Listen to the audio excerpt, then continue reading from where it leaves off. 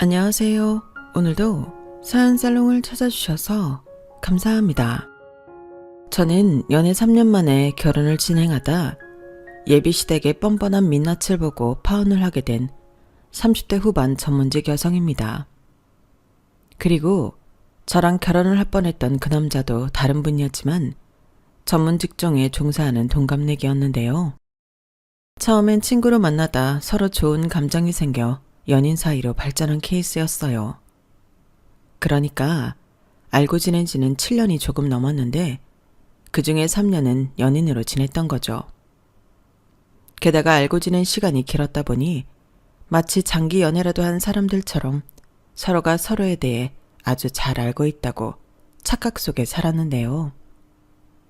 열길 물속은 알아도 한길 사람 속은 모른다고 제가 예비 남편에 대해 모르는 게 참 많더라고요. 한마디로 그놈은 결혼하면 절대 안 되는 놈이었거든요. 본격적으로 제 파혼 이야기를 시작하자면 제 파혼의 원인은 예비 남편이 들고 온 종이 쪼가리에서 시작되었어요. 그리고 그 전에 상견례 자리에서 예비 시어머니가 요즘은 남녀가 평등하고 남자 여자 할 것 없이 자기 일 하는데 굳이 옛날 방식으로 결혼할 거 뭐 있냐고.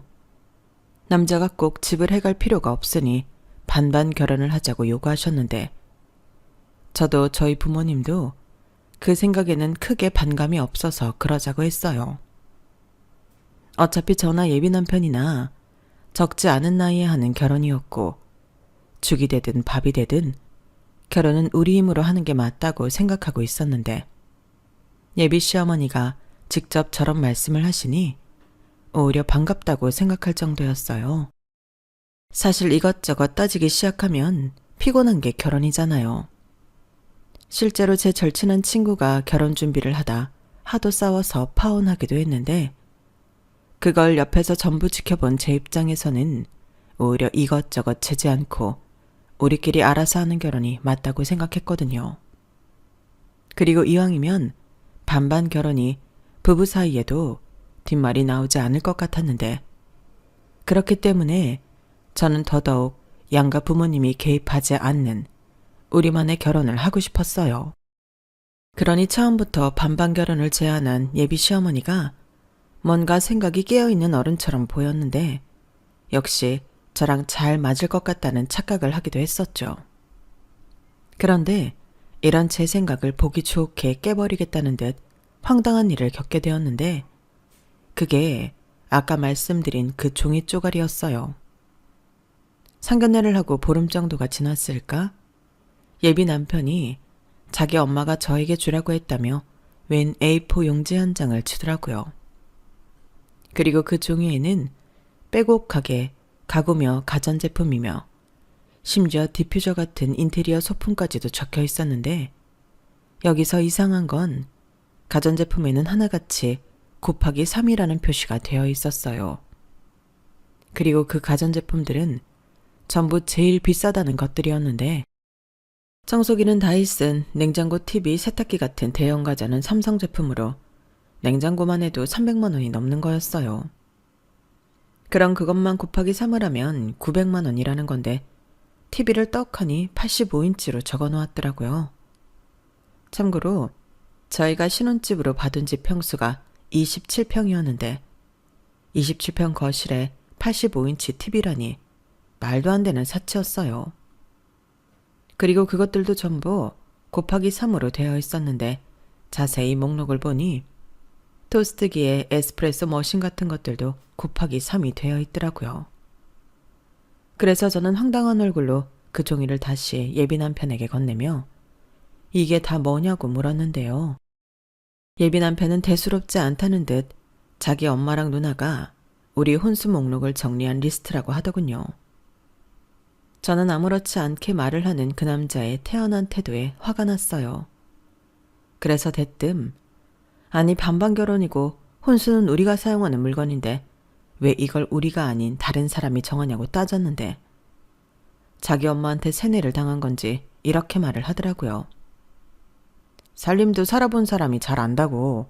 엄마랑 누나가 경험이 있으니까 도움을 준 거지. 이거 알아본다고 엄마랑 누나 엄청 바빴어. 아니, 누가 해달라고 했어? 그리고 여기 곱하기 3은 뭐야? 이걸 왜 3개씩이나 사? 한두 푼도 아닌데. 아, 그거? 우리 엄마랑 누나네 가전제품이 연식이 오래돼서 우리 살 때 같이 사라고 표시해둔 거래. 이렇게 같이 사야 할인도 많이 받고 좋다고 하더라. 나는 잘 몰라. 아무리 몰라도 그렇지. 이런 걸 아무렇지 않게 가져오면 어떡해? 그리고 우리 반반 결혼하는 거 아니었어? 자기는 이렇게 크고 비싼 물건들이 우리 신혼집에 어울린다고 생각해? 여기 곱하기 3도 그래. 그럼 이 돈은 누가 내는 건데? 자기가 내는 거야? 아니면 할인만 받고 어머님이랑 형님이 내시는 거야? 뭘 또 그렇게 정색을 하고 따지냐? 나는 그냥 이거 갖다 주라고 해서 가져온 것 뿐이야. 궁금하면 자기가 우리 엄마한테 전화해서 물어봐. 나는 그냥 심부름한 것 뿐이라니까. 저는 그때부터 살짝 싸했어요. 예비 남편이 자꾸 우리 엄마, 우리 누나 하는 것도 거슬렸고 굳이 이런 수고까지 하며 혼수 목록을 리스트업을 한 예비 시어머니의 의정도 어느 정도는 짐작이 돼서 더 짜증났는데 그래도 상견례 때 당신이 하신 말씀이 있으니 이건 확인해 봐야겠다고 생각했죠. 혹여 제가 짐작하는 대로 이 혼수 목록을 저더러 장만하라는 거라면 그때는 싸우든 제가 할 것들만 정리하고 나머지는 예비 남편한테 네가 하라고 시키든 할 생각이었어요. 그리고 예비 시어머니는 마치 제가 연락을 할 줄 알았다는 듯이 이 종이가 뭐냐고 묻는 저의 질문에 대수롭지 않게 말씀하셨는데요. 그 종이 내가 생각을 좀 해봤는데 아무리 반반 결혼이라고 해도 예단은 받는 게 맞는 것 같아서 마침 우리 집 가전제품들이 오래돼서 바꿔야 하기도 하고 그래서 겸사겸사 우리 딸이랑 돌아다니면서 시장조사를 좀 해봤지. 너희 둘 다 일하라 결혼 준비하랴 바쁘잖아. 내가 니들 수고 덜어준 거야. 아니 마음은 감사한데요. 갑자기 예단이라뇨. 저희 반반 결혼하는데 예물이랑 예단은 생략하는 거 아니었어요? 어머 얘는? 나는 니들 결혼은 반반하라고 했지. 예단은 하지 말라는 소리는 한 번도 하지 않았다. 그리고 주변에서도 하나뿐인 아들 장가 보내면서 예단도 안 받았다고 하면 내가 얼마나 이상해 보이겠니? 너도 그래. 이상한 며느리 얻은 줄 알고 수군거린다니까. 그렇다고 형님네 가전제품까지 저더러 하라고 곱하기 3을 해놓으신 건 좀 너무하세요. 너무하긴. 너 요즘 예단 비용이 얼마나 하는 줄 아니? 그리고 우리 딸도 쉬는데 니들이 결혼하면 선물은 해줘야 하잖아. 그래서 그냥 같은 걸로 받는다고. 또 내가 땡땡 백화점에서 견적받은 건데 그 직원이 그렇게 한꺼번에 사면 할인도 많이 해준다고 하더라. 어머니, 아무리 그래도 이건 좀 아닌 것 같아요. 그럼 저한테 예물은 얼마나 해주시려고요? 그럼 저도 뭐 리스트라도 적어서 드리면 돼요? 뭐? 너 지금 싸우자는 거니? 아무리 결혼식 전이라고 해도 나 네 시어머니 될 사람이야. 어른이라고. 예물은 내가 어련히 알아서 준비하지. 네가 뭔가 오해를 해서 기분이 상했나 본데 잘 생각해봐라. 나는 너 생각해서 그런 거야. 예비 시어머니는 자꾸만 저를 생각해서 그런 거라는 헛소리를 하셨어요. 하지만 저는 어딜 봐서 저를 생각한 건지 알 수가 없었고 오해하지 말라고 했지만 대화를 하면 할수록 오해할 수밖에 없었는데 제 입장에서는 세상에 없던 예단 얘기가 나왔기 때문에 오해고 자시고 기분이 나쁠 수밖에 없었어요. 그래도 그때까진 제대로 당하기 전이라 파혼까지는 생각하지 않았는데 이것도 일종의 제가 싸워서 해결을 봐야 할 일이라고 생각했어요. 적어도 그때까진 예비 남편은 제 편이라고 생각했기에 잘 이 내용을 알면 저처럼 질색을 하고 자기 엄마랑 싸울 거라고 생각했거든요. 하지만 그건 제 허황된 바람일 뿐 제 말을 다 들은 예비 남편은 뭐가 문제인지 모른다는 얼굴이었어요. 자기 내 말 이해했어? 이거 곱하기 3 예단이래. 그러니까 나더러 이걸 다 하라는 건데 이게 말이 돼? 그게 말이 안 되는 거야? 원래 결혼하면 예단하는 거잖아. 우리 반반 결혼하는데 왜 하는 건데? 서로 빈정상하지 말고 똑같이 하자는 취지에서 하는 거 아니었어? 그럼 혼수도 반반 결혼에 포함인데 이거 절반은 자기가 해야 해. 왜? 예단은 원래 자기가 하는 거잖아. 예단 말고 혼수 말이야. 지금 이 혼수 목록에 은근슬쩍 예단이 끼워져 있긴 하지만 우리 혼수는 반반씩 해야지. 그 물건 나만 써? 그리고 생각 잘하고 대답해. 내가 예단을 하면 자기는 나한테 예물을 해줘야 한다고. 나한테 이 정도로 뜯어가면 나는 뭐 가만히 있겠니? 아니 왜 말을 또 그렇게 해. 뜯어가긴 뭘 뜯어가. 알았어. 나도 어느 정도는 과하다는 거 인정해. 이건 내가 우리 엄마랑 누나한테 얘기해서 조정할 테니까 그만 좀 해라. 요즘 같아서는 내가 무서워서 결혼하는 게 맞나 싶어. 그러게 왜 나를 무서운 사람을 만들어. 애당초 자기가 중간에서 잘했으면 이런 일이 없잖아. 말했잖아. 나는 잘 몰라서 심부름만 한 거라니까. 뭘 알아야 중간 역할을 하지. 그리고 이제 알았으니까 내가 가서 말을 한다고 하잖아. 사람 좀 그만 잡아라. 저는 예비 남편의 짜증스러운 태도에 저 역시 짜증이 났어요. 저는 이 인간이 이 정도로 멍청한지 몰랐거든요. 그도 그럴 게 저는 예비 남편이 똑똑하고 스마트한 사람이라 좋아했는데요. 사귀게 된 계기도 그거였어요. 제가 원래 좋아하는 남자 이상형이 자기 일을 하는 지적인 남자였거든요. 그리고 연애하면서 그 점이 가장 마음에 들어 결혼까지 결심한 건데 결혼을 준비하는 동안 이 남자는 세상 천지 이런 바보 멍청이가 없었어요. 그리고 모른다고 하면 만사 형통이라고 생각하는 건지 저는 저런 무책임한 태도에도 화가 났는데 일단 서로 얘기가 된 부분이 있으니 기다려볼 생각이었죠. 하지만 며칠이 지나도 돌아오는 대답은 없었고 예비시댁에서는 그냥 그대로 진행하길 바라는 것 같았어요. 아니, 말을 하긴 한 건지 어쩐지 예비 남편은 저를 피하는 것 같았는데 아무리 생각해도 예단이랍시고 그 가전제품을 전부 사주는 건 영 마음에 들지 않았죠. 그래서 너도 한번 당해봐라 하는 마음으로 저도 버텨볼 생각이었는데 약간의 호기심으로 그 리스트에 적힌 물건들을 조회해서 값을 계산해봤더니 1억 가까운 견적이 나오더라고요.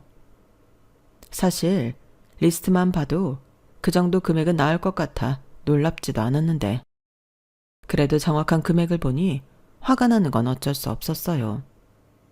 저희가 계약하기로 한 그 아파트 보증금이 다 해서 2억 2,500이었거든요. 그런데 혼수가 1억이라니 아무리 좋게 생각해보려 해도 말이 안 되는 거였어요. 그렇잖아요. 그럴 돈이 있으면 차라리 더 넓은 집을 찾는 게 맞죠. 아니, 3억이면 집을 살 수도 있는데 그럴 돈을 이렇게 쓴다는 건 돈을 그냥 쓰레기통에 버리는 것과 다르지 않다고 생각했어요. 물건이란 게 처음에야 새 제품이고 신상이지. 쓰다 보면 유행 지나고 성능도 신제품에 비해 떨어지잖아요. 게다가 자가도 아니고 전셋집에 그런 초호화 물건이 어울리기나 하나요? 하지만 또 리스트대로 해가지 않으면 나중에 뒷말이 나올 것이 뻔해 보였는데 사고방식이 깨어있는 분인 줄 알고 좋아했다가 제대로 뒤통수를 맞은 기분이었어요. 그래서 저희 엄마에게 리스트를 보여주며 이럴 때는 어떻게 하면 좋을지 상의를 하게 되었는데 저희 엄마도 생각지도 못한 혼수와 예단 요구를 하며 깜짝 놀라시더라고요. 아니 뭐 TV나 냉장고 같은 거 하나씩은 해달라고 할 수는 있는데 이건 거의 가전제품을 싹 다 바꿔달라는 거 아니니? 그것도 자기 집만 아니고 딸 집까지? 어머나 세상에 무슨 욕심이 이렇게 많아. 상견례 때는 그렇게 안 봤는데 라고 말씀하셨는데 제 기분을 의식하시는 건지 저에게 뭐라고 딸을 말을 하진 않으셨어요. 아마 저희 엄마 입장에서는 이걸 다 하라고 할 수도 하지 말라고 할 수도 없었겠죠. 하지만 여기서 확실한 건 어느 누구한테 얘기를 해도 시어머니가 준 혼수 리스트는 어이없는 요구라는 거였는데요. 해줄 마음도 없었지만 이걸 다 해줬다가는 저를 만만한 호구로 알 것이 분명해 더 약이 올랐어요. 그리고 그런 생각을 하게 되자 그 리스트 종이가 저에겐 일종의 호구 며느리 테스 용지처럼 느껴졌는데, 그래서 예단을 이 정도로 해줘야 한다면 저도 그에 상응하는 예물을 요구해야겠다고 생각했죠. 그래서 평소에는 관심도 없던 고가 브랜드 귀금속과 명품들을 뒤져 저도 나름 화려하게 예물 리스트를 만들어 봤는데요. 지금 생각하면 저 또한 유치하기 짝이 없는 짓을 한 거였지만 자기들도 이게 얼마나 황당한지 느끼게 해주고 싶었어요. 얘는 이, 눈에는 눈이라고 하잖아요. 그리하여 그 집의 심부름꾼인 예비 남편한테 나도 예물 리스트를 적어봤다며 자기 엄마 갖다 드리라고 했는데 그 리스트를 본 예비 남편이 저한테 이게 다 뭐냐고, 꼭 이렇게 해야 하냐고 따지기 시작하더군요. 아니, 자기 엄마가 종이 줄 때는 아무 생각 없이 가져와 놓고 왜 제가 준 종이에는 토를 다는 건지 제가 기분 나쁘다고 노골적으로 얘기하니, 그러자 예비 남편은 그게 이거랑 같냐고 저를 가르치기 시작했어요. 온수는 우리가 사용하는 거지만 예물은 아니잖아. 이거 봐. 평소에는 명품 관심도 없으면서 샤넬 가방도 있네. 샤넬 가방을 뭐 나랑 같이 들 거야? 이렇게 황당하다는 듯 열변을 토했는데 그런 예비 남편의 태도를 보니 내로남불이 따로 없다는 생각이 들더군요. 자기도 황당하니? 나도 마찬가지야. 이게 처음부터 자기가 혼수 리스트를 가지고 온 게 문제였다고. 우리 반반 결혼하는 거잖아. 그럼 우리가 알아서 혼수용품 마련하면 되는데 왜 이딴 종이를 받아와서 이런 사단을 만들어? 예단 얘기도 그래. 자기가 중간에서 잘랐어야지. 왜 나한테까지 넘어오게 하냐고. 그럼 내가 거기에 대고 자기 엄마한테 뭐라고 해? 시집도 가기 전에 싸움이라도 하라는 거야? 뭐? 자기 엄마? 너 아무리 화가 나도 말이 좀 그렇다. 그래, 내가 몰라서 중간에서 실수했다 치자. 그래도 어떻게 똑같이 이래? 그래야 알지. 잔말 말고 그 예물 리스트 자기 집에 가지고 가서 보여드려. 그래야 나도 다음 딜을 하지. 다음 딜? 또 무슨 딜? 뭐긴, 우리 예정대로 예물 예단 없이 우리가 알아서 결혼 준비하는 거야. 나는 자가도 아니고 전셋집에 그 비싸고 큰 제품들로 집을 꽉 채울 마음이 없거든? 그럴 돈 있으면 최대한 아껴서 집을 사야지. 안 그래? 그야 그렇긴 하지. 이왕이면. 그러니까 그거 가지고 나서 제대로 말하라고. 기회는 이번이 마지막이야. 이번에도 나 실망시키면 그땐 끝이라고. 알겠어? 예비 남편은 그 이후 제 말에 입도 뻥긋하지 못했어요. 하긴 제가 좀 그때는 많이 감정에 격해서 말을 무섭게 하긴 했는데 자기도 생각이라는 게 있으니 제 말이 틀린 게 하나도 없다는 건 알 거라고 생각했죠.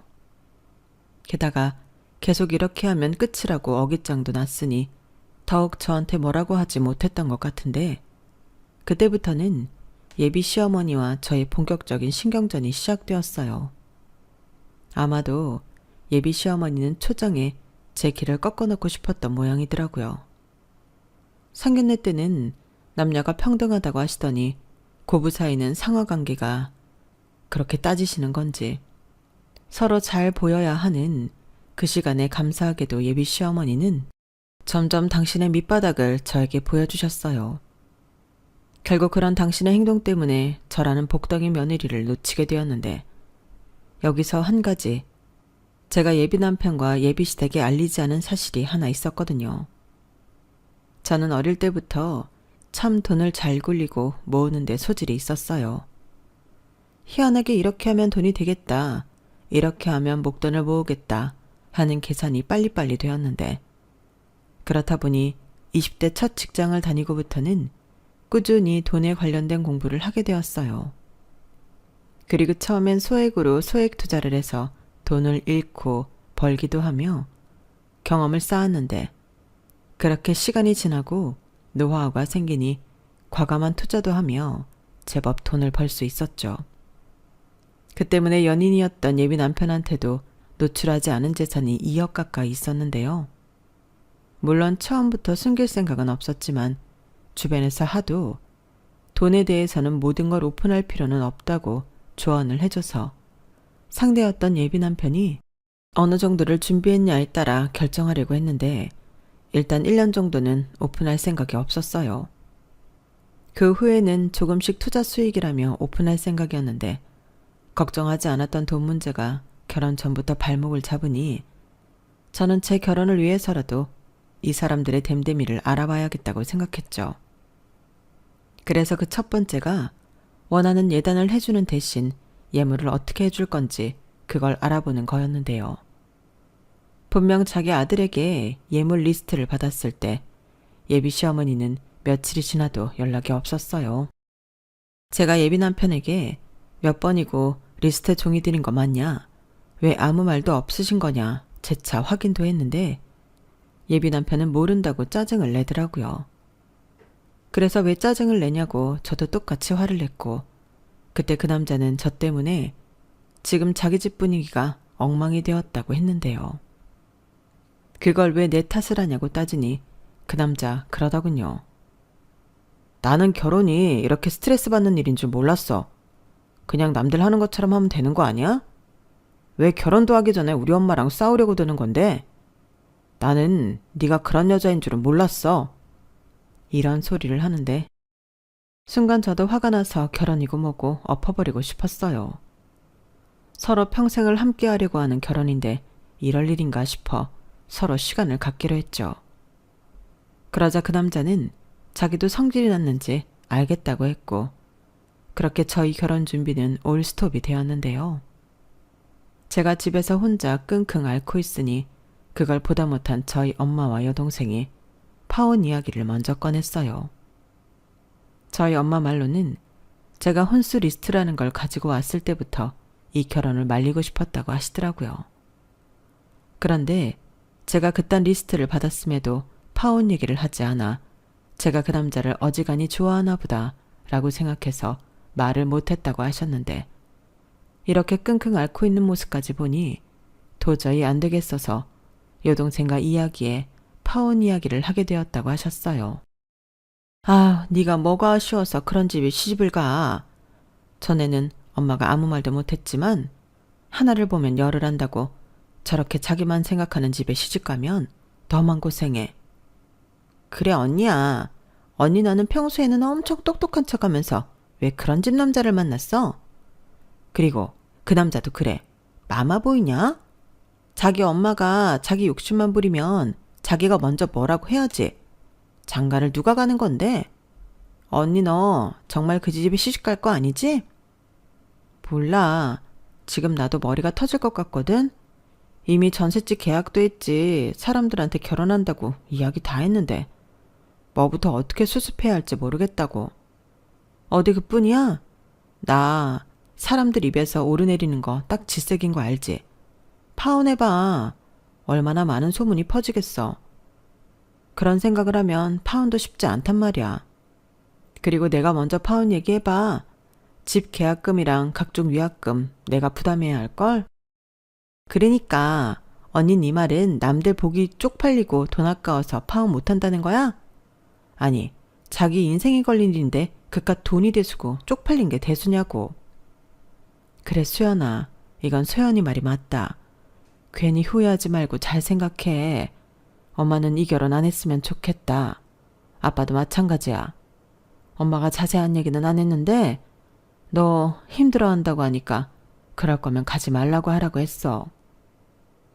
저는 엄마와 여동생의 말에 순간 너무 자괴감이 들어서 힘들었어요. 나름 이만하면 괜찮은 사람이라고 결혼까지 결심한 건데 가족들까지도 뜯어말리는 결혼이라니. 내가 이렇게 사람 보는 눈이 없었나? 짜증이 나더라고요.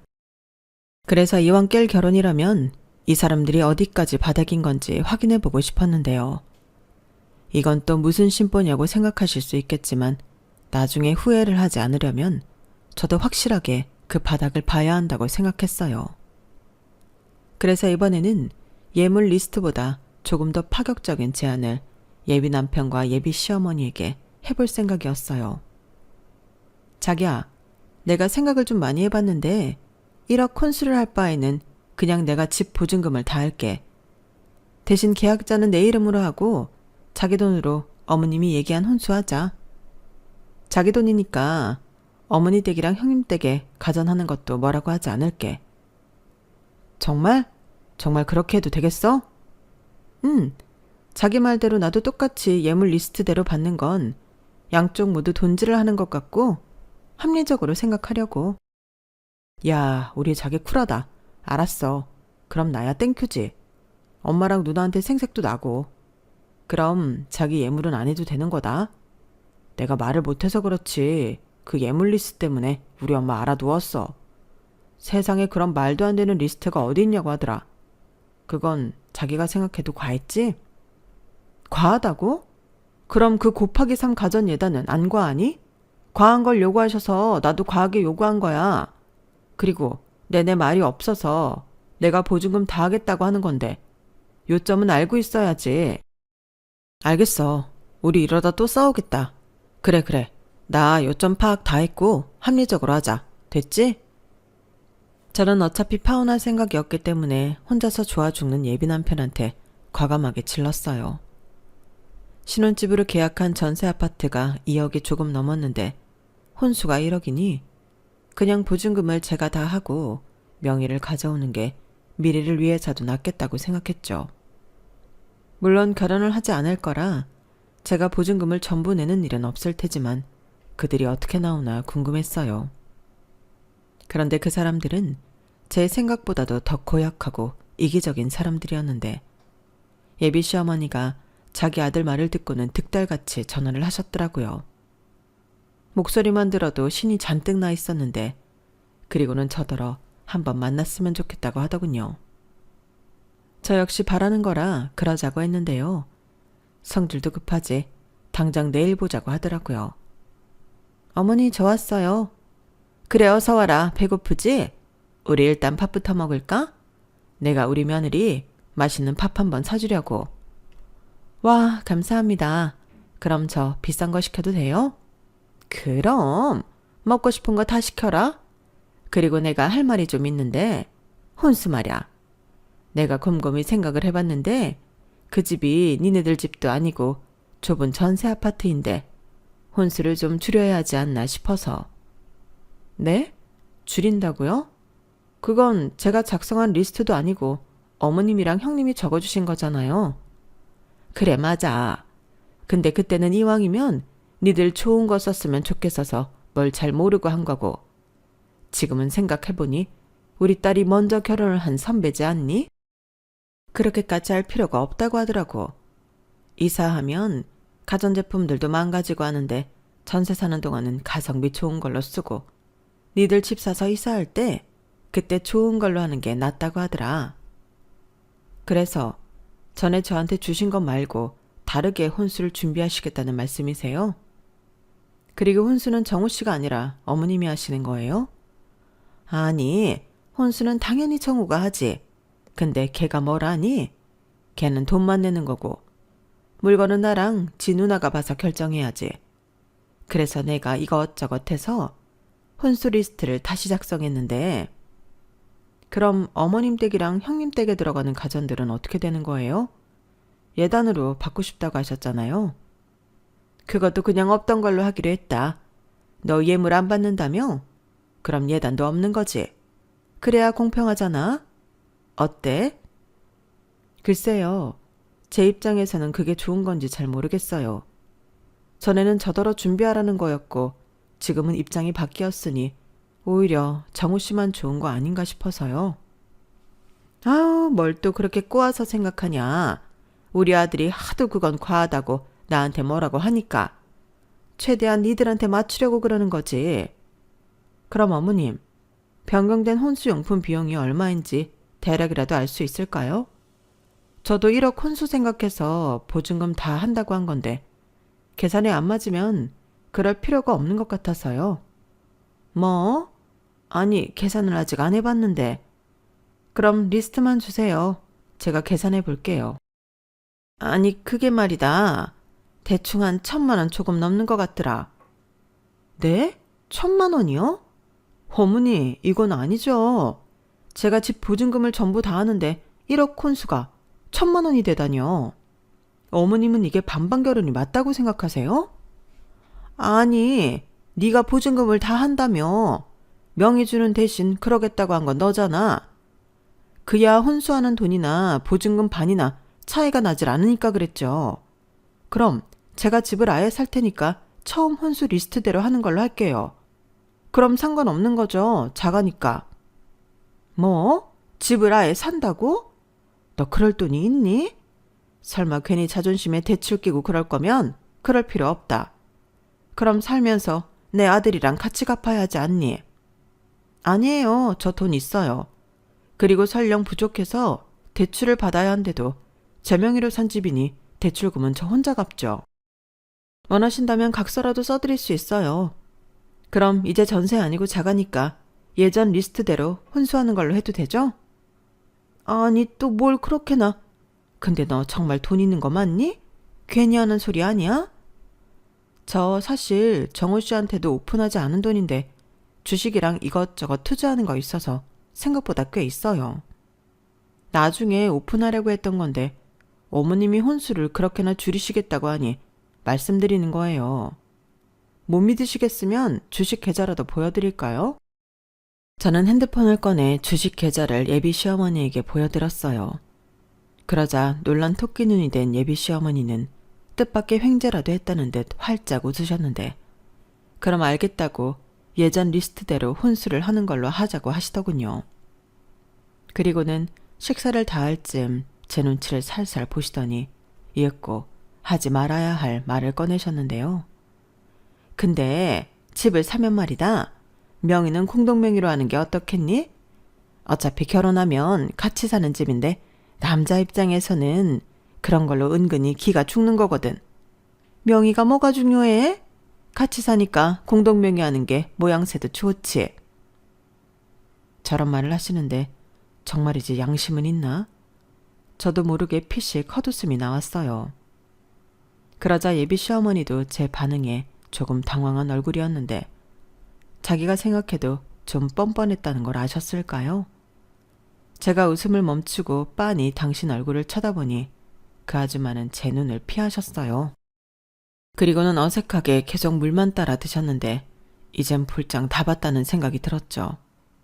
언감생심 제가 집을 해오겠다고 하니 그 집을 공동명의로 하라니 정말 그건 생각도 못한 거였는데 저 아줌마의 욕심은 어디까지일까? 저런 집에 시집갔다가는 큰일 나겠다 하는 생각이 들었어요. 그래서 저도 물을 따라 마시고는 차분하게 파혼 이야기를 하기 시작했죠. 아줌마 아들도 실망이고 이렇게 욕심 많으신 분인 줄 모르고 결혼을 할 뻔했다고 이쯤에서 다 그만두자고 했어요. 뭐? 너 지금 뭐라고 했니? 결혼을 그만둔다고? 그럼 뭐 지금 파혼이라도 하겠다는 거야? 네. 아주머니처럼 욕심 많은 사람을 어떻게 시어머니라고 부르면서 살겠어요. 저도 주변에서 많이 듣기는 했는데 아들 장가 보내는 거지 본인 입속 챙기는 거 아니잖아요. 1억 콘수도 경악스러웠는데 이젠 제가 사는 집에 아들 이름만 올리자고요? 이건 뭐 칼만 안 들었지 날강도가 따로 없잖아요. 제가 만만하셨어요? 저 그렇게 순진하지 않은데? 아주머니 이렇게 하시면 저 말고도 다른 며느리 보기 힘드시니 제발 그 더러운 욕심 좀 그만 내세요. 뭐야? 너 지금 말 다 했니? 내가 뭐 못하려고 한 거야? 네, 하면 안 되는 요구하신 거예요. 그럼 애당초 상견례 때 교통정리를 제대로 하셨어야죠. 그때는 깨어있는 사람처럼 반반 결혼하라고 하시더니 이렇게 뒤통수 치는 법이 어딨어요? 그리고 아줌마 아들한테도 전해주세요. 똥인지 된장인지 구별 못할 거면 다른 집 귀한 딸 만나지 말라고요. 아, 아줌마가 전해주시면 되겠네요. 제가 이딴 결혼 못 해먹겠다고 판 엎었다고 말 좀 해주세요. 야, 너 지금 이게 무슨 버르장머리야? 아이고, 저런 싸가지인 줄도 모르고 내가 너 같은 며느리를 볼 뻔했다. 파혼? 그래, 나도 바라는 바야. 내 귀한 아들 너 같은 거한테 못 주지. 내가 어떻게 키운 내 아들인데? 아, 그러세요? 그럼 잘 됐네요. 피차 바라는 쌍방합이니까 다른 말하기 없기에요. 그리고 이 밥은 아주머니가 사주신다고 하셨으니까 저는 그냥 갈게요. 잘 먹었습니다. 그럼 안녕히 가세요. 야, 너 거기 안 서? 돈 내고 가. 나 너 같은 거한테 돈 쓰기 싫으니까. 야! 야! 저는 잔뜩 약이 오른 그 아주머니를 뒤로하고 그 자리를 아주 여유 있게 빠져나왔어요. 이게 생각보다 정말 속이 후련했는데 그 사이 자기 엄마한테 연락을 받은 건지 저한테 미친 듯이 전화를 하고 난리가 났더라고요. 당연히 받지 않았죠. 받아봤자 피차 좋은 말 할 것도 아니고 어차피 깨진 사이 쓸데없는 에너지 낭비는 하고 싶지 않았는데요. 인간이 어찌나 끈질긴지 포기를 할 줄을 모르더라고요. 그런데 마냥 피할 수도 없는 이유가 있었으니 계약한 전셋집이며 결혼식장, 신혼여행 모두 계약 취소를 해야 했는데 그 위약금 문제를 해결해야 했거든요. 그래서 다음 날 전화를 받았고 굉장히 화가 난 목소리의 그 남자에게 만나서 이야기하자고 했는데요. 다음 날 어떻게 참았는지 그 인간은 저를 보자마자 사람들 시선도 의식하지 않고 저더러 어떻게 그럴 수가 있냐고 화를 내기 시작했어요. 황당하게도 화가 난 이유는 제가 파혼 선언을 한 것이 아닌 제가 돈이 있는데 자기한테 말을 하지 않았다는 거였어요. 어차피 깨진 사이인데 제가 돈이 있든 없든 그게 무슨 상관인 건지 자기는 속았다며 방방 뛰는 그놈의 발작을 그냥 듣고만 있었어요. 지나가는 웬 미친놈이 미친 짓을 하는데 거기에 개입하면 저만 피곤해지는 거잖아요. 그러자 몇 분 뒤 느닷없이 태도를 바꿔서 이번에는 자기가 잘못했다고 파혼 얘기는 없던 걸로 해달라고 했는데요. 그러면서 자기가 책임지고 혼수 목록은 해결하겠다고 하더라고요. 그리고 제가 집을 하는 만큼 자기가 그 집에 맞게 혼수를 하겠다고 했는데 정말 어이가 없었죠.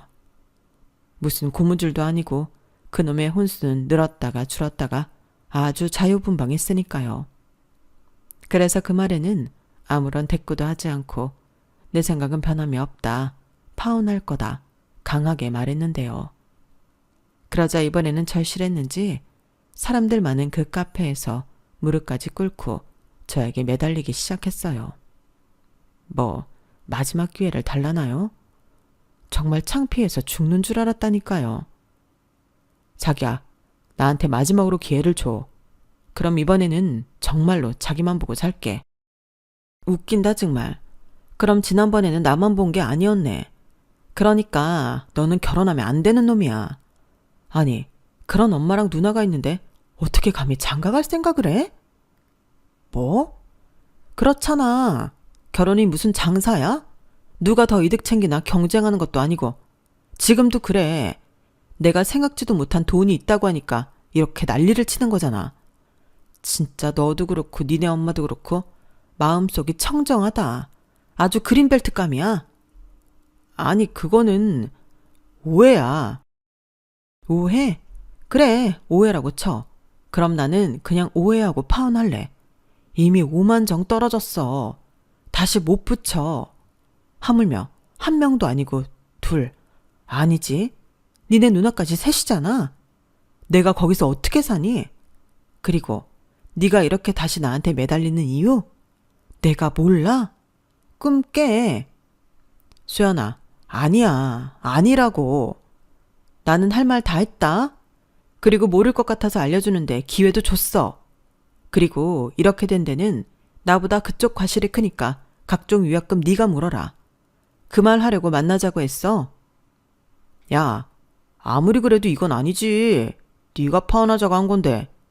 그러게 왜 사람을 못 살게 구냐고. 그러니까 파혼하자고 하지.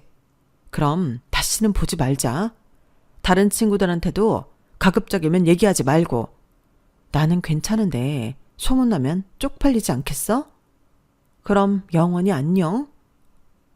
저는 그렇게 말하고 열받은 그놈을 뒤로하고 집으로 불이 나게 돌아왔어요. 그러자 그 뒤에도 그놈은 저한테 끈질기게 전화하고 난리였는데 아무리 생각해도 위약금을 자기가 전부 낸다는 게 부당하다고 문자를 보냈더라고요. 부당하다니. 그런 말도 안 되는 혼수리트 가지고 올 때는 그런 단어를 몰랐나 봐요. 그리고 고민 끝에 저는 회사와 친구들에게 파혼 커밍아웃을 했는데요. 어차피 맞아야 할 매라면 빨리 맞고 시간이 약이다 하고 싶었어요. 그러자 며칠 동안은 제 이야기가 회사 내에 도는 것 같긴 했는데 신경 쓰지 않고 제 일에만 집중했더니 그것도 오래 가진 않더라고요. 금방 아무 일도 없었다는 듯 사람들은 저한테 관심도 없었는데 제가 괜한 걱정을 사서 했나 싶었어요. 대신 제 친구들은 달랐죠. 이유가 뭐냐부터 시작해 아주 궁금해 죽겠다는데 그래도 제 입으로 한 말이 있으니 마지막 그놈의 체면은 지켜줬어요. 물론 그놈이 사실과 다른 말로 제 체면을 구긴다면 그때는 아주 작정을 하고 떠벌려줄 준비가 되어 있었는데 그래도 한때 사랑해서 결혼까지 하고 싶었던 사람이었으니 그 정도 의리는 지켜주고 싶었거든요. 그리고 지가 생각해도 이건 지 무덤을 파는 거라 생각했는지 결혼 준비하는 과정에서 성격이 맞지 않아 파혼했다고 그럴싸하게 떠들고 다니는 것 같았는데 위약금도 다 물었겠다. 그 정도는 애교로 봐주기로 했어요. 제가 성격이 좋은 편은 아니긴 하니까요. 그리하여 저는 결혼 준비 2달 만에 파혼한 여자가 되었는데 다른 사람들도 마찬가지겠지만 가끔 저도 제가 파혼을 했다는 것이 신기해요. 파혼 혹은 이혼은 남의 얘기라고 생각했거든요. 네, 어쩌면 제가 결혼을 너무 쉽게 생각했을지도 모르겠어요. 그래서 다음에는 연애든 결혼이든 아주 신중하게 생각하려고요. 아직은 30대라 아무도 안 만나겠다 이런 말은 못하겠는데 대신 좋은 사람을 알아볼 수 있고 저 또한 좋은 사람이 될 수 있도록 노력하는 시간을 가져야겠습니다.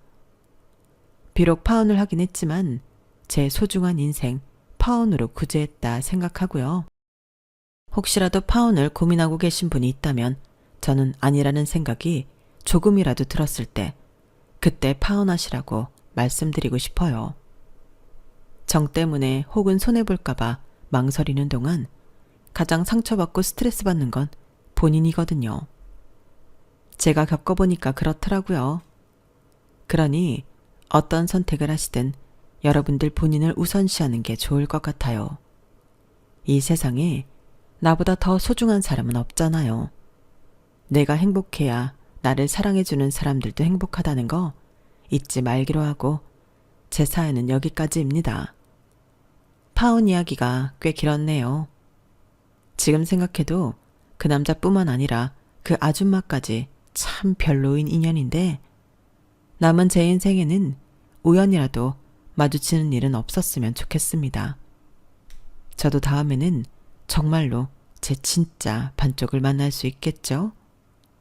부디 그러길 바라며 지금까지 부족했던 책을 읽어주시고 들어주셔서 고맙습니다. 그럼 항상 몸과 마음 건강 잘 챙기시고 오늘 하루도 화이팅 하세요. 감사합니다. 여러분, 사연 댓글에 응원과 현명한 조언 부탁드려요. 좋아요와 구독은 저에게 큰 힘이 됩니다. 오늘도 좋은 일 가득하세요.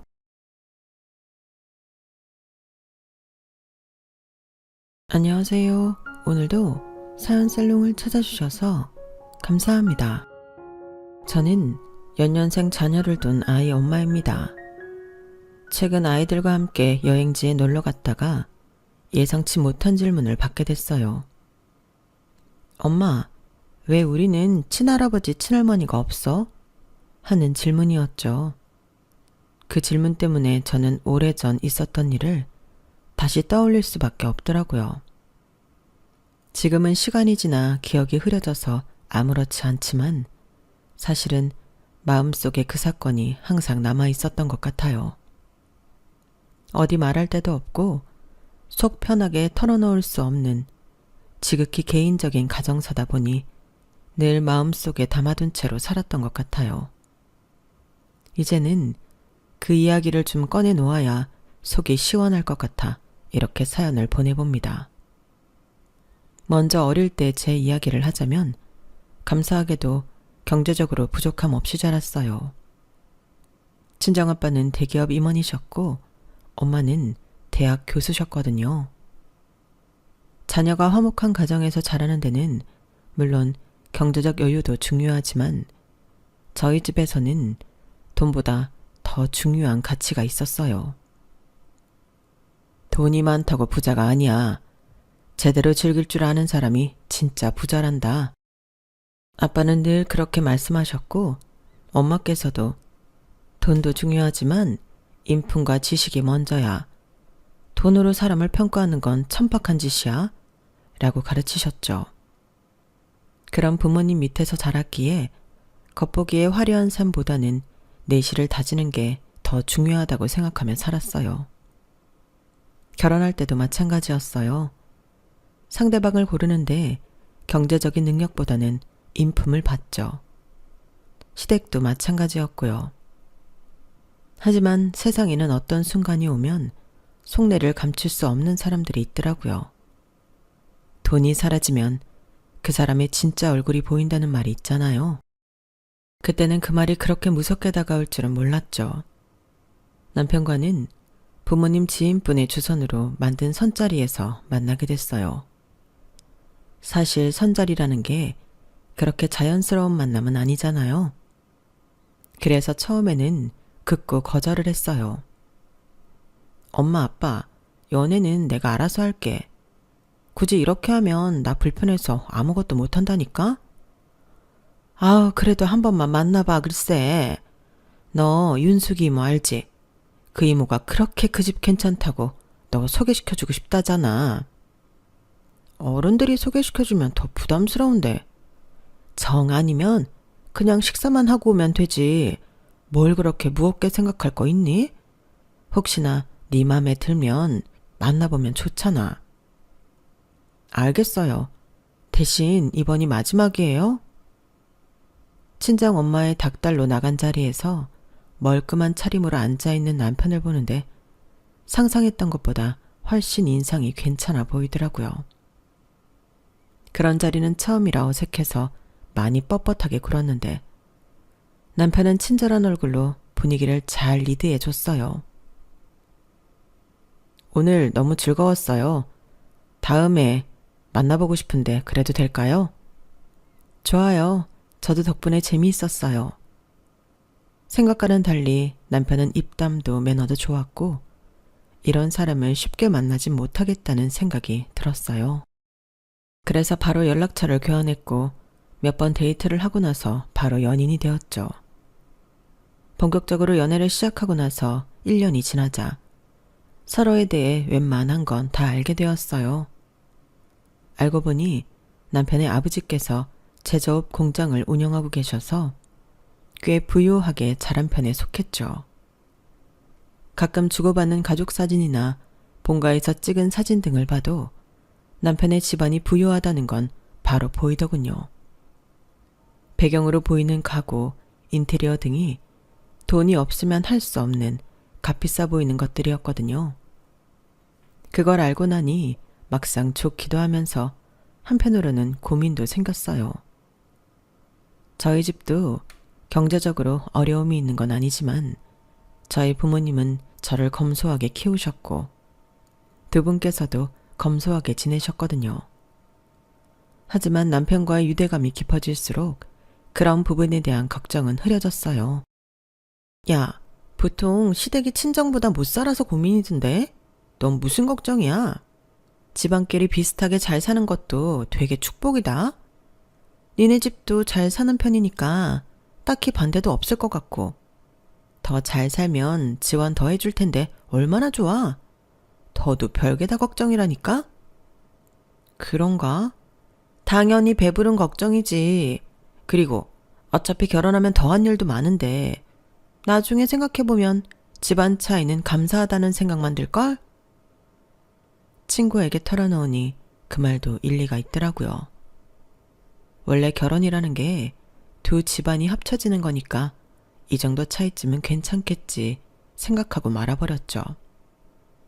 얼마 지나지 않아 저희 사이에서 결혼 이야기가 오가기 시작했고 부모님께 의사를 말씀드리자 좋아하는 눈치더라고요. 아유, 그래? 우리 딸이 설마 그런 집에 시집까지 갈까 싶었는데 정말로 갈 줄이야. 엄마 마음이 편하네. 엄마, 언제는 돈이 중요한 게 아니라면서요. 그렇긴 한데 성품이 괜찮아 보이니 이왕이면 잘 살면 더 좋은 거지? 그러게, 나도 이거 내 딸이 그래도 부잣집에 시집 간다니 왠지 마음이 놓이는구만. 엄마 아빠도 참 못 말리신다니까요. 부모님께서 농담하시는 모습을 보니 저도 덩달아 기분이 좋아졌어요. 그래도 혹시나 싶었던 마음마저도 시댁에 방문하면서 달라졌죠. 처음 시댁에 방문했을 때는 사람인지라 저도 모르게 살짝 주눅이 들기는 했어요. 시댁은 강남에 있는 고급 주택이었고 시부모님은 머리부터 발끝까지 명품을 두르고 있었거든요. 어머, 어서 와요. 우리 현우가 이렇게나 좋아하는 여자친구는 처음이라 많이 궁금했어요. 아, 참 곱게도 생겼네. 감사합니다. 처음 뵙겠습니다. 이제 우리 식구 될 건데 너무 그렇게 긴장하지 마요. 편하게 시어머니 하고 불러. 엄마도 참 아직 결혼도 안 했고 초면인데 무슨 벌써부터 시어머니야. 그게 더 불편해요. 그래? 나도 며느리 생기니까 좋아서 그러지 이 녀석아. 내가 자식이라곤 아들놈 하나밖에 없어서 집에 여자가 하나 더 있으면 어떨까. 늘 상상만 했거든. 아, 그렇다고 너무 걱정은 말아요. 딸 같은 며느리 되라는 소리는 안 할 거니까. 대신 내가 엄마 같은 시어머니는 좀 되고 싶어서. 말씀만 들어도 너무 감사한데요. 앞으로 잘 부탁드립니다. 시댁 분위기는 정말 화기애애했어요. 교양 있는 시어머니와 다정다감하신 시아버지까지. 남편이 어떻게 자라왔을지가 느껴져서 정말 좋더라고요. 그래서 아주 조금 남아있던 걱정마저 사라졌죠. 양가 인사를 무사히 마치고 본격적으로 결혼 준비를 시작하게 됐어요. 그런데 며칠 후 시어머니께서 전화가 오시더군요. 며느라, 내가 소개해주고 싶은 사람들이 있는데 혹시 내일 저녁에 시간 괜찮니? 내일 저녁이요? 괜찮을 것 같아요. 그런데 어떤 분들이세요? 나랑 친하게 지내는 사모님들 모임인데 우리 며느리 너무 잘 들어왔다고 자랑하니까 다들 궁금해하셔. 여기도 가족 같은 사람들이니까 너무 신경 안 써도 돼. 어머님은 신경 안 써도 된다고 하셨지만 어떻게 그럴 수가 있겠어요. 순간적으로 긴장감이 확 몰려왔지만 이미 시간이 된다고 해버려서 거절을 하지 못하겠더라고요. 그래서 우선은 약속을 잡았어요. 결혼 전이니 딱 한 번만 나가야겠다 싶더라고요. 어머님, 저 왔어요. 어머나, 정순 씨 며느리구나. 참 참하게도 생겼네. 현우가 왜 그렇게 좋아했는지 알겠네. 그러게, 우리 나이 되면 얼굴만 봐도 어떤 사람인지 딱 알지. 착하네, 착해. 그치? 집안에 여자 잘 들어오는 게 그렇게 중요한데 우리 집은 앞으로도 더 잘 될 건가 봐. 사돈 두 분도 배울 만큼 배우신 분들이라 그런가 예의도 바르고 이뻐 죽겠어. 우리 집은 며느리가 아주 복덩이야, 복덩이. 우리 아들도 저런 며느리 데리고 왔으면 좋겠는데 좋은 여자 있으면 소개 좀 시켜줘요. 네, 열심히 찾아볼게요. 어머님이 데리고 간 곳은 말 그대로 어느 정도 사는 공장이나 중소기업을 운영하는 분들의 사모님 모임이었어요. 그날 저를 데리고 간 식당도 회원제를 받는 고급 레스토랑이었죠. 어머님이 아니었으면 평생 구경도 못 해봤을 식당이었죠. 엄청난 가격에 화려하고 양 적은 음식들이 식탁을 채우기 시작했어요. 맛은 있었지만 가격을 생각하면 솔직히 아까운 생각이 계속 들더라고요. 제 소개가 끝난 후 사모님들 사이에 오가는 얘기는 오로지 돈뿐이었어요. 어디에 투자하면 돈을 번다더라. 누가 어디서 어떻게 대박이 터져서 돈을 벌었다더라. 돈 버는 얘기에 관한 것뿐이었죠. 다들 명품은 기본으로 두르고 계셨고요. 그런 어머님의 모습을 보면서 뭔가 제가 생각했던 것보다 훨씬 더 대단한 집에 시집을 온 건가? 약간 착각마저 들더라고요. 하지만 남편에게 물으니 남편은 회의적인 태도를 보였어요. 뭐 우리 집에 잘 살기는 하지만 그 정도까지는 아니야. 엄마가 버는 만큼 쓰고 싶어 하셔서 그런 거지. 옛날에 아빠 사업 잘 안 될 때는 힘들게 사셨거든. 그래서 옛날로 돌아가기 싫어하셔. 그래도 너무 쓰기만 하시면 안 좋은 거 아니야? 뭐 그거야 부모님들 알아서 하시겠지. 그렇긴 하지만 그때만 해도 저도 남편이랑 똑같이 생각했어요. 하지만 어머님께서 저희 결혼식에 개입하기 시작하셨죠. 며느라, 너희 예식장 잡았다면서? 네, 어머님. 내가 지난주에 너네 잡았다던 예식장을 보고 왔는데 그렇게 작은 곳에서 해도 괜찮겠니? 우리 쪽도 하객이 꽤 많은데. 어머님, 하객 수는 저희도 맞춰서 예식장 고른 건데 혹시 더 오실 예정이세요? 그 부분은 제가 잘 몰라서요. 그치, 더 오면 더 올 수 있지. 그리고 무엇보다도 나는 니네가 호텔 예식을 했으면 하거든. 호텔 예식도 생각을 안 해본 건 아닌데 식대도 그렇고 너무 비싸더라고요. 그렇게까지 비싼 곳에서 할 필요는 없을 것 같아서 그냥 예쁜 곳으로 골랐어요. 아유, 아무리 잘 꾸며봐야 호텔 예식이랑 비교가 되나. 가보면 다르거든. 결혼식이 실은 부모님 손님이 더 많은 건 너도 잘 알고 있지? 우리 체면도 생각을 좀 해줘야 하거든. 신혼여행은 어디로 갈 생각하고 있니? 발리로 다녀올 것 같아요. 저희 둘 다 여행 스타일이 휴양지를 좋아해서요. 그래? 발리도 좋지만 이왕이면 유럽을 좀 다녀오는 게 낫지 않겠니? 아, 유럽은 둘 다 다녀오기도 했고 결혼식 자체도 돈이 많이 드는데 그만큼 투자할 것도 없고 이왕이면 둘 다 안 가본 곳을 가보고 싶어서 골랐어요. 돈이 문제라면 우리가 지원해 줄게.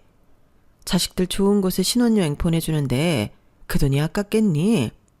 아, 그렇게까지 안 하셔도 괜찮은데 이미 결혼하는데 지원 많이 해주시고 계시잖아요.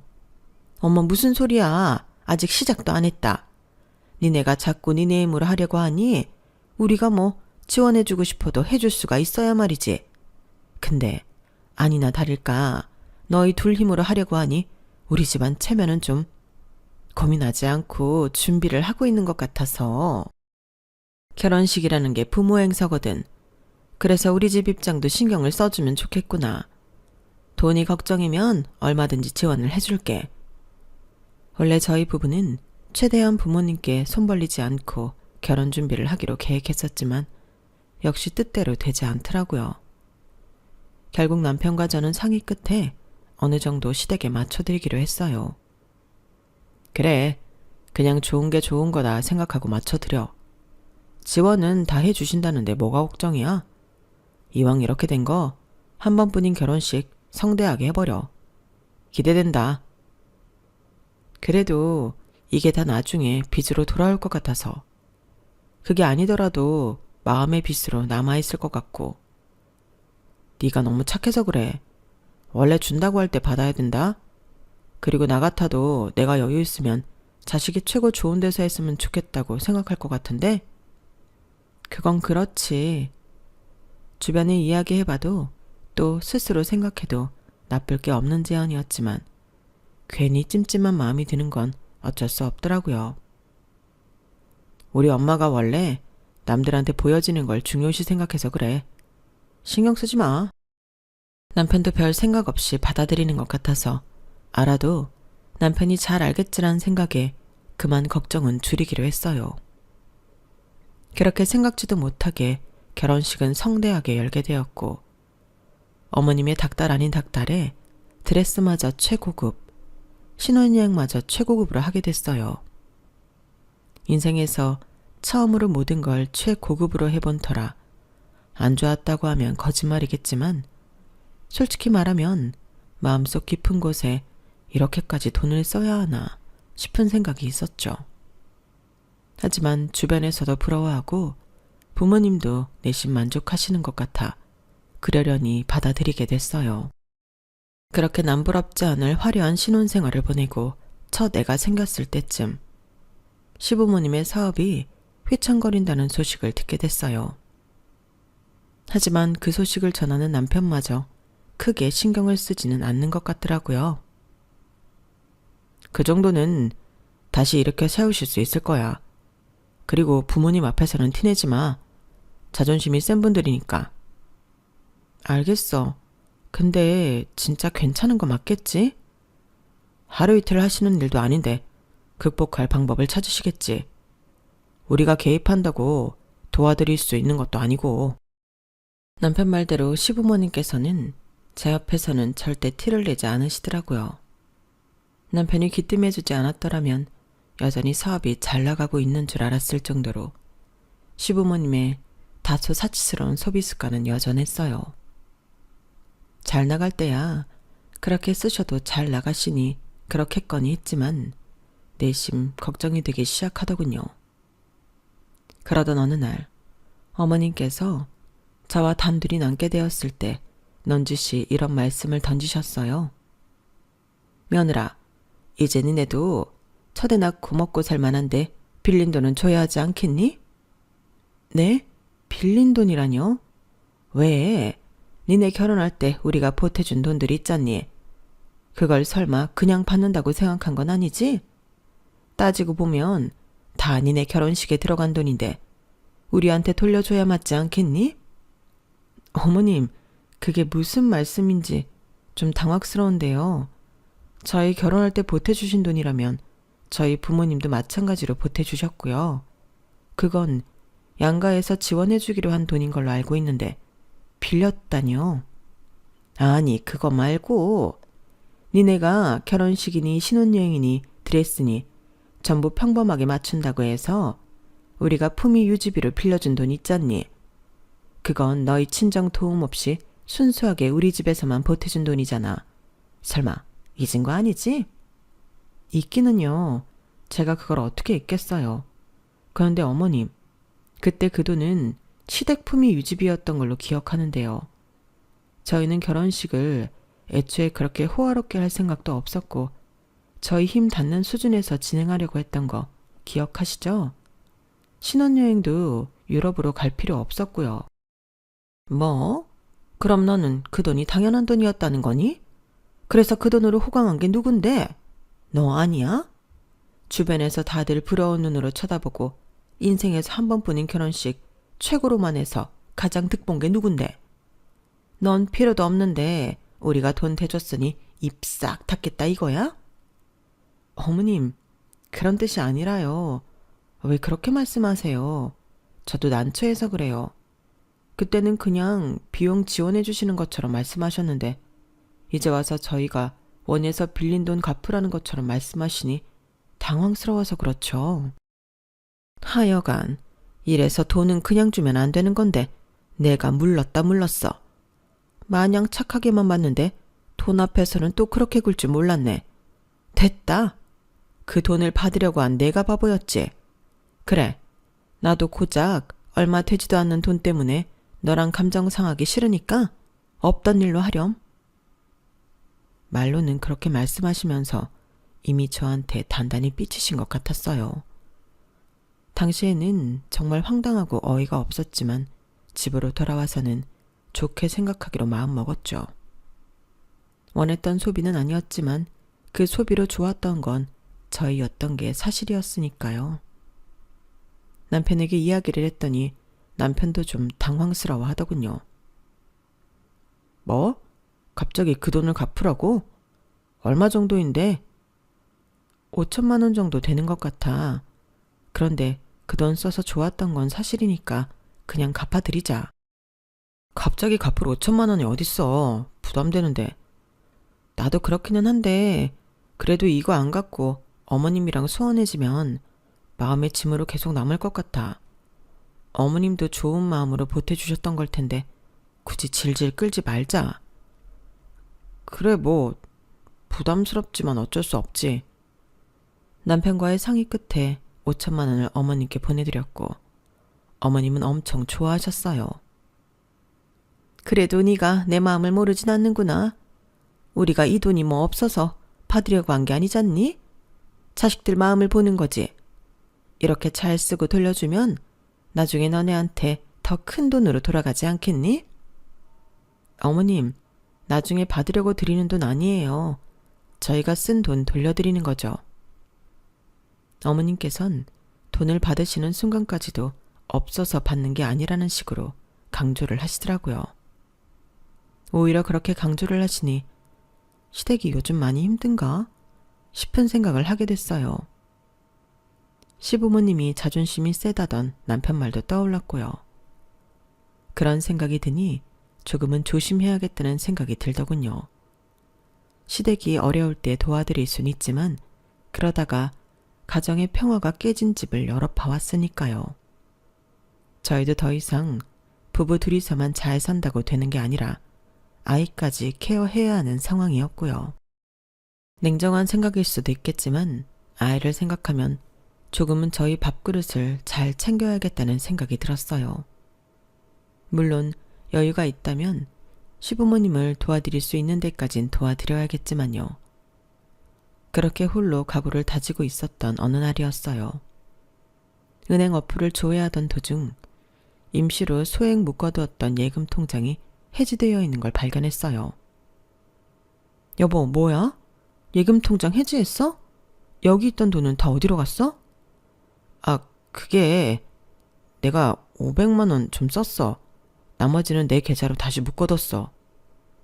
500만 원을 갑자기 어디다 써? 그것도 나한테 한마디 말도 없이?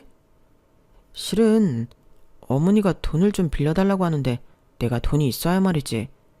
적금은 좀 그렇고 예금이 그나마 해지하기 부담이 덜 돼서 조금만 빌려드렸어. 아니, 그런 일이 있으면 나한테 말을 했어야지. 왜 그런 중요한 일을 나한테 말도 없이 해? 당신한텐 죽어도 알리기 싫다는데 그럼 어떡해? 말했잖아. 엄마 자존심 세다고. 당신한테 말 안 하면 조금밖에 못 빌려드린다 하고 빌려드린 거야. 아니, 왜 빌려가신 건데? 요즘 그렇게 어려우시대? 그것도 말씀이 없어. 그냥 금방 갚겠다고만 하고 빌려가셨어. 왜 빌리시는지는 알고 빌려드려야지. 당신도 참. 엄마가 빌려간다는데 어떻게 그래? 가족끼리 어려울 때 좀 도울 수도 있고 그런 거지. 누가 뭐래? 적어도 나한테는 말을 해달라는 거지. 나도 우리 자금 상황을 알고는 있어야 할 거 아니야. 금방 돌려주신다길래 말 안 한 거야. 갚으시면 다시 채워놓으려고 했는데 당신이 일찍 발견한 거고. 그래, 알겠어. 다음부터는 이런 일 있으면 꼭 얘기해줘. 시댁에 모르는 척만 하면 되는 거잖아. 내가 모르고 있는 건 말이 안 돼. 알겠어. 내가 생각이 짧았던 것 같아. 미안해, 여보. 약간의 말실은 끝에 남편은 본인의 잘못을 인정하고 빠르게 사과해줬어요. 그래서 다행히 싸움은 더 커지지 않고 마무리가 됐죠. 남편의 입장도 아예 이해가 안 되는 건 아니었기에 저도 그쯤에서 더 이상 뭐라고 하진 않았어요. 아무래도 어머님이 어렵다고 하시는데 외면하기도 어렵고 안 빌려드렸을 때 돌아올 비난을 견디기가 힘들기는 했을 테니까요. 하지만 남편에게 한 달 내로 갚겠다고 했던 어머님께서는 서너 달이 지나도 갚을 생각이 없어 보이셨어요. 남편이 물어봐도 곧 갚겠다. 돈 들어오면 갚을 테니까 좀 기다려봐라 는 말씀만 하실 뿐이었죠. 여보, 미안해. 내가 면목이 없다. 아니야. 그래도 적게 빌려드렸으니까 큰 부담은 안 되네. 그 돈은 못 받는다고 생각하자. 대신 저번에도 말했지만 다음부터는 나한테 미리 말해줘야 해. 그렇게 말하니 남편이 무척 고마워하더라고요. 어머님께서 요구하신 결혼식 비용 때문에 5천만 원을 보내드린 직후라 저희 쪽도 넉넉한 상황은 아니었지만 저도 500만 원 때문에 시댁과 척지고 싶은 생각은 없었거든요. 5천만 원이야 우리가 쓴 돈이라 그렇다 치고 500 정도는 어려울 때 그냥 드릴 수도 있겠다 싶었죠. 그렇게 좋게 생각하며 넘겼는데 더 이상은 좋게 생각할 수 없는 일이 일어나고야 말았죠. 남편에게 긴 출장이 잡혀 아이들을 데리고 본가에서 며칠 지냈는데 친정아빠 통장 정리를 도와드리다가 이상한 걸 보고 만 거예요. 아빠, 이게 뭐예요? 아빠의 통장을 본 순간 제 눈을 의심했어요. 무려 3억이라는 고액의 숫자가 인출이 되어 있었던 거예요. 잘못 봤나 싶어 눈을 씻고 다시 숫자 0을 세어봤지만 개수는 마찬가지였어요. 그게 말이다. 사돈께서 급하게 돈을 좀 빌려달라고 하셔서. 네? 시부모님이요? 사업하는 데 필요한 자금인데 상황이 좀 급한 모양이더구나. 그래도 사돈인데 어떻게 외면할 수가 있겠니? 최대한 금방 돌려주시겠다고 하니 기다려보자. 세상에. 근데 시댁에서 많이 힘든 모양이구나. 너한테는 괜히 걱정 끼칠까 이야기 안 하려고 했는데 들킨 김에 한번 물어나 보자. 저도 잘 모르겠어요. 원체 그런 이야기를 안 하셔서. 그래도 아빠한테까지 연락하셨을 줄은 몰랐는데. 너무 걱정 마라. 아빠가 누구니? 아무리 사돈지간이라지만 돈 문제는 확실하게 해두는 게 서로 좋은 거 나도 안다. 네가 무슨 생각하는지 아는데 차용증도 써놨으니 못 받을 걱정은 안 해도 된다. 아무래도 남편이 빌려드린 500만 원도 못 받고 있으니 3억이라는 금액은 더욱 돌려받지 못할 것 같다는 생각에 불안할 수밖에 없었어요. 그런데 아빠께서 제 생각을 읽으셨는지 금고에서 차용증을 꺼내서 보여주시더군요. 내용을 확인해 보니 다행히 담보도 확실하게 걸려있더라고요. 봤지? 사돈께서 살고 계신 집 일부도 담보로 설정해 주셨어. 그러니 안 갚을 일은 없을 거다. 와, 아빠 잘하셨어요. 그래도 담보가 확실하니 안심해도 되겠네요. 그래, 아빠가 누구냐? 어려울 때 서로 돕더라도 이런 건 확실하게 해둬야 뒤탈이 없는 거야. 자칫 잘못하면 선의로 베풀었던 일이 악용될 수 있거든. 다행히 확실하게 처리해 두신 덕분에 큰 걱정은 안 되었어요. 하지만 인생은 정말 한치 앞을 알 수 없더군요. 그렇게 든든하셨던 아빠가 갑자기 세상을 떠나실 거라고는 미처 상상하지 못했으니까요. 윤정아, 너희 아빠가... 엄마, 무슨 일이세요? 아빠가 왜요? 추운 겨울날이었어요. 꽁꽁 언 도로 때문에 차가 여럿 미끄러지는 사고가 잦은 날이었는데 아빠께서 귀가하시는 길 사중 추돌 사고에 휘말리셨어요. 소식을 듣고 반쯤 이성을 잃은 채 병원에 도착했지만 아빠께서는 이미 세상을 떠나신 후였어요. 미처 마지막 인사를 나누지도 못한 채 아빠를 떠나보냈다고 생각하니 정말 가슴이 미어지더군요. 혼자 남게 되신 엄마 걱정도 너무 되고 앞으로 어떻게 살아야 할지 방향을 잃어버린 느낌마저 들었어요. 말로 표현할 수 없는 큰 슬픔 속에서 아빠의 장례식이 치러졌어요. 반쯤 정신이 없는 채로 조문객을 맞이하고 있는데 남편이 다가오더군요. 여보, 잠깐 쉬고 있어. 여기는 내가 지킬게. 아니야, 내가 있어야지. 우리 아빠인데. 당신 지금 너무 멍해 보여. 걱정돼서 그러니까 조금 쉬고 있어. 남편의 배려 덕분에 사람들의 시선이 닿지 않는 벽뒤 구석에서 쉬고 있던 중이었어요. 시댁 식구들이 우르르 나오며 나누는 이야기 소리가 들리더라고요. 아유, 저 양반도 참 아직 젊은 나이에 어찌 저렇게 됐을까?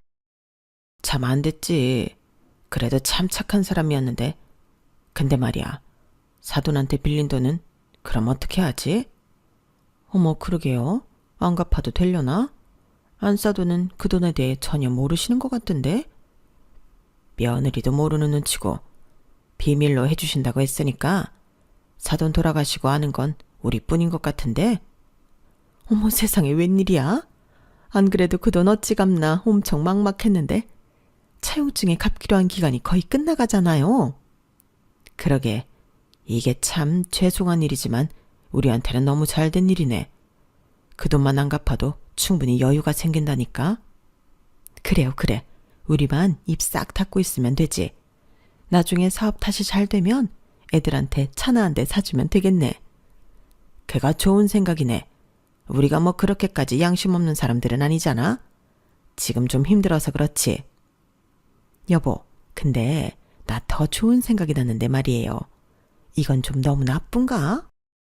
뭔데? 말이나 해봐. 그 뒷이야기를 들었어야 했는데 시부모님께서 악마처럼 킬킬거리면서 웃는 소리에 정신이 아득해지더라고요. 더 이상은 못 듣겠어서 그 자리를 뛰쳐나와 버렸어요. 심장이 벌렁거리고 손발이 차게 식더라고요. 분노와 배신감에 한참 동안 장례식장에 들어가지를 못했어요. 이걸 남편에게 어떻게 이야기해야 할지 감도 안 오더군요. 잠시 진정될 때까지 기다렸다가 예식장에 들어가니 예상치 못한 일이 일어나고 있었어요. 부의금 가지고 오신 분 그쪽 함에 넣지 말고 이쪽으로 주세요. 엄마 아빠 지금 뭐 하시는 거예요? 부의금 함에 넣어야죠. 넌 모르는 그런 게 있다. 그게 뭔데요? 말씀을 해주셔야죠. 집사람 보면 어쩌려고 이러세요? 여보. 지금 뭐들 하시는 거세요? 아, 며느리 왔구나. 그게 말이다. 실은 너희 아버지가 우리한테 진 빚이 있거든. 아무래도 이렇게 돌아가셨으니 그 빚을 갚지는 못하실 것 같으니 부의금이라도 받아가기로 안싸돈이랑 합의했다. 네? 뭐라고요? 저기 부의금 함에 넣지 말고 그냥 나한테 달라니까. 이쪽 사돈이 우리 집에 진 빚이 있어서 그래요. 이리로 줘요. 그 뻔뻔한 행태를 보니 이루 말할 수 없이 화가 치밀어 올랐어요. 엄마께서는 아무것도 모르고 그저 아빠께서 빚을 졌다는 말에 부의금을 가지라고 하신 모양이더라고요. 평소라면 뭔가 이상하다는 걸 눈치채셨을 뿐인데 엄마께서도 너무 큰 슬픔에 빠져 계셔서 그런 걸 따질 여력이 없어 보이셨어요. 부의금을 뺏는 것도 뺏는 거지만 양심도 없이 아빠의 장례식장에서 생전 안 하셨던 일로 아빠를 욕보이게 하는 모습은 도저히 참을 수 없었어요. 생각해보니 친정에서 아빠가 시댁에 돈을 빌려줬다는 사실을 알게 된 날 받아온 차용증이 가방 안에 아직 있겠더라고요. 가방을 잘 바꿔 들고 다니지 않는 데다 차용증을 본 게 불과 한 달도 안 된 일이었거든요. 그래서 부랴부랴 가방을 뒤졌더니 다행히 차용증이 있었어요. 누가 누구한테 돈을 빌려요? 어머님, 아버님, 정말 양심 있으세요? 그게 무슨 말이냐? 네가 어른들끼리 한 거래에 대해 뭘 알겠냐? 우리가 그렇다면 그런 줄 알지. 그럼 우리가 없는 소리를 지어내기라도 했다는 거야? 네, 아주 뻔뻔하게 없는 소리를 잘도 지어내시는데요. 우리 아빠가 두 분께 빚을 졌다고요? 그 반대겠죠. 뭐? 사람을 뭘로 보고 우리가 빚을 져놓고 이런 짓을 하겠어? 사람을 얼마나 파렴치한으로 보면 그런 소리를 하는 거야. 며느리 너 아무리 부의금 뺏기기 싫어도 그렇지 어떻게 우리한테 이렇게까지 뒤집어 씌우냐? 저도 두 분이 이렇게까지 파렴치한이길 바라지 않았어요. 정말 어떻게 이러세요? 두 눈 똑바로 뜨고 보세요. 이 차용증이요. 누가 누구한테 돈을 빌렸는지. 이래도 기억이 안 나시면 기억력에 문제가 있으신 거죠. 너무 화가 나서 차용증을 던져버리자 두 분의 얼굴이 새파랗게 질렸어요. 시부모님께 부의금을 건네던 사람들도 우르르 몰려와 차용증 내용을 확인했어요. 시부모님 얼굴이 하얗게 질렸고 사람들도 웅성대기 시작했어요. 뭐야? 진짜 본인들이 빌려놓고 부의금을 가로채려고 한 거야? 어떻게 사돈이 돌아가셨는데 이런 짓을 해? 처음 봐받을 게 두렵지도 않나? 아니 네가 이걸 어떻게 어디서 났어? 어디서 가지고 왔어? 시부모님께서 손을 덜덜 떨며 차용증을 떨어뜨리셨어요. 그걸 주워서 다시 가방에 넣자 어떤 나이 중후하신 분께서 다가오시더군요. 그분을 보자 두 분의 얼굴이 더 새파랗게 질렸어요. 대표님! 김 대표, 이게 사실인가? 자네 말만 믿고 부의금도 자네한테 줬는데 이리 내놓게. 어떻게 어려울 때 도와준 사람에게 이렇게 할 수가 있나? 정말 인간적으로 실망스럽네. 이런 짓까지 할 정도로 재정 상황이 심각한 줄도 몰랐고.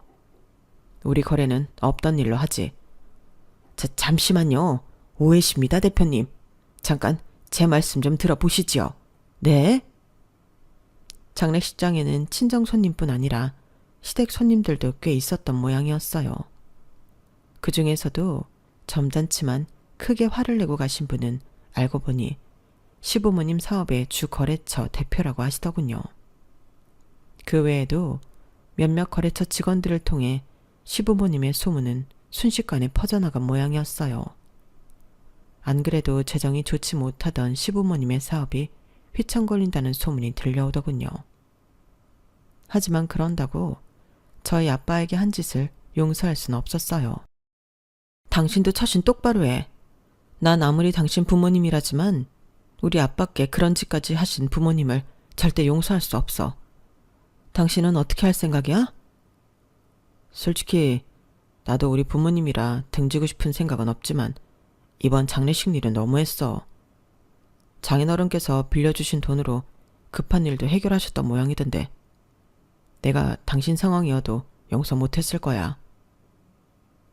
난 어떻게든 시부모님이 우리 아빠한테 빌려가신 돈 돌려받을 거야. 차용증도 있으니 못할 것도 없지. 그래, 빌린 돈은 갚는 게 맞지. 그렇게 하자. 남편이 마음 아파하는 걸 보며 저도 마음이 좋지만은 않았지만 그날 이후 시부모님에 대한 악몽을 꾸고 아빠께서 우는 모습이 꿈에 나올 정도였기에 끝까지 해결을 봐야겠다 싶었어요. 제가 마음고생을 하는 걸 내내 지켜본 남편도 동의를 했죠. 그래서 장례식이 정리되고 마음 추스르는 대로 법적인 절차에 들어갔어요. 변호사를 선임하고 담보권을 실행했어요. 시댁에서는 난리가 났죠. 아니, 우리가 사업 잘 풀리면 3억 정도는 금방 갚는다니까. 가족끼리 추하게 이게 뭐 하는 짓이니? 조금만 믿고 기다려주면 안 되겠니? 저희 아빠께서 이미 충분히 기다려주신 것 같은데요. 갚기로 한 약속 기한도 지났고요. 그래, 우리가 그날 일은 잘못했다.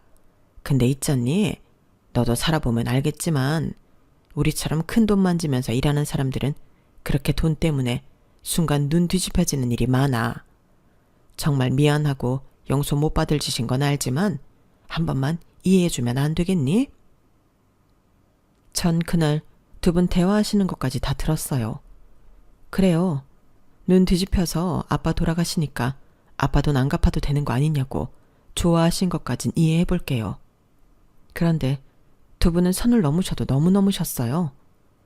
저희 아빠 장례식에서 아빠를 욕보이시면서 부의금까지 가로채려고 하셨잖아요. 이 모든 걸 어떻게 제가 조금이라도 용서할 수 있겠어요? 용서해달라는 말을 어떻게 그렇게 뻔뻔하게 잘하세요? 그제서야 두 분께서는 꿀먹은 벙어리처럼 입을 다무시더군요. 법적 절차는 신속하게 진행되었고 시부모님이 살고 계시는 집에 근저당권을 설정해버린 탓에 집을 처분하지 않으면 안 되는 상황이 왔어요. 시댁에서는 장례식장 일로 업계에 소문이 나 거래도 많이 끊겨 더 어려워진 상황이었고 근저당권 때문에 추가 대출도 힘든 모양이었어요. 결국 집을 내놨지만 한참 집값이 떨어지던 시기에 집을 내놔서 제값에 팔지도 못한 채로 저희에게 3억을 갖게 되셨어요. 하지만 그때까지만 해도 그렇게 큰 걱정은 없으셨을 거예요. 살고 계셨던 집이 워낙 비싼 값이었고 사업만 잘 됐으면 다시 일어설 기회는 얼마든지 있었겠죠. 하지만 문제는 업계에서 완전히 신뢰를 잃었다는 게 문제였어요. 얘야, 내가 참 면목이 없지만 돈 한 번만 더 빌려주면 안 되겠니? 어머님, 뭐라고요? 지금 저한테 돈 빌려달라고 하신 거예요? 진심이세요? 얘기를 좀 들어보렴. 예전에 내가 너도 데리고 갔던 사모님 모임 기억나지? 내가 거기서 어떤 펀드를 추천받았는데 그게 사기였지 뭐니. 지금처럼 힘든 시기에 돈을 날려도 너무 많이 날렸다. 이거 들키면 네 시아버지한테 나 정말 끝난다. 어? 사람 목숨 한번 살리는 셈 치고 도와주면 정말로 은혜 안 잊을게. 저희 아빠 돌아가셨을 때는 돈 안 갚아도 된다고 좋아하셨던 것 같은데 제가 어머님을 살려드려야 할 이유는 없는 것 같은데요. 그렇게 말하니 어머님께서도 할 말을 잃으시더군요. 어머님께서 날리신 돈과 거래가 끊긴 후 도저히 버틸 수 없으셨는지 두 분께서는 제게 3억을 갚으며 이사했던 집보다 더 작은 집으로 이사를 가게 되셨어요. 그렇게 떵떵거리며 사시던 분이 좁은 집에서 살며 기도 못 펴시는 모습을 보니 참 기분 묘하더군요. 얼마 못 가 시아버지의 사업은 망하셨고 두 분께서는 거의 빈털터리가 되셨어요. 사람의 선의를 돈으로만 보고 죽어도 허세는 못 버리던 두 분께서 결국 스스로 무너진 꼴이었죠. 두 분께서 말 그대로 모든 걸 잃으셨어요. 돈도 잃으셨지만 저희 부모님께서 늘 말씀하셨던 돈보다 중요한 것들을 전부 잃으셨죠. 돈이 아닌 신뢰와 사람을 잃었을 때 진짜 몰락이 시작된다는 걸 똑똑히 지켜보게 됐어요. 시댁의 몰락을 지켜보면서 저는 앞으로도 사람을 잃지 않는 삶을 살겠다는 다짐을 하게 됐어요. 여러분들께서도 어떤 어려운 상황에서도 부디 스스로 떳떳하고 주변 소중한 사람들로부터 신뢰를 잃지 않는 지금 같은 삶을 사시길 바랍니다. 제 이야기는 여기까지예요. 들어주셔서 고맙습니다. 항상 행복하세요. 여러분, 사연 댓글에 응원과 현명한 조언 부탁드려요. 좋아요와 구독은 저에게 큰 힘이 됩니다. 오늘도 좋은 일 가득하세요.